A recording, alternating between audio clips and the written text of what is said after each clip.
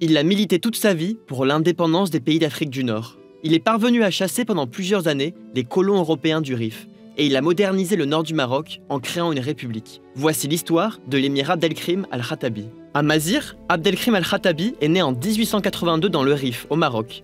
Enfermé pour avoir exprimé son soutien aux Ottomans et aux Allemands en 1418, il s'oppose à la colonisation dès sa sortie de prison. Après avoir unifié plusieurs tribus, il prend la tête d'une armée en 1921 et écrase les troupes espagnoles puis françaises, ce qui retentit dans le monde entier. C'est un homme qui a réussi à mettre en danger donc deux empires coloniaux, l'empire espagnol et l'empire français, puisque les Espagnols et les Français s'étaient partagé le Maroc en deux protectorats.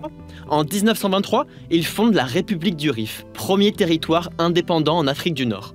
Routes, écoles, hôpitaux. En quelques années, le président et son gouvernement établissent un État moderne, doté d'une constitution et d'un parlement. C'est un homme très ouvert, c'était un croyant, il voulait créer un État moderne dans les années 20.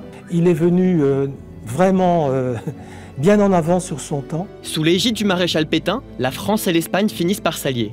Ils rasent à l'aide de bombes chimiques des villages entiers qui font des milliers de morts. Les gaz provoquent encore aujourd'hui des cancers selon l'Assemblée mondiale à Mazir, qui a demandé en février 2023 des réparations à Paris.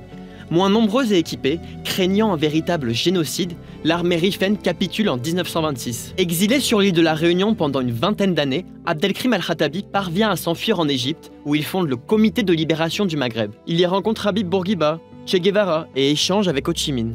Malgré les invitations du roi, il refuse de retourner dans son pays tant que des soldats français et espagnols restent stationnés et que l'Algérie n'est pas indépendante. Sans avoir pu revoir le Maroc, il militera pour la décolonisation jusqu'à sa mort, en 1963. Gamal Abdel Nasser lui organisera des funérailles nationales. Encore aujourd'hui, il reste perçu comme l'un des fondateurs de la guérilla moderne, une figure incontournable de la lutte contre l'impérialisme et un héros du panarabisme. Ces dernières années, ses portraits ont été régulièrement brandis dans le Rif lors de manifestations du mouvement d'opposition du Hirak.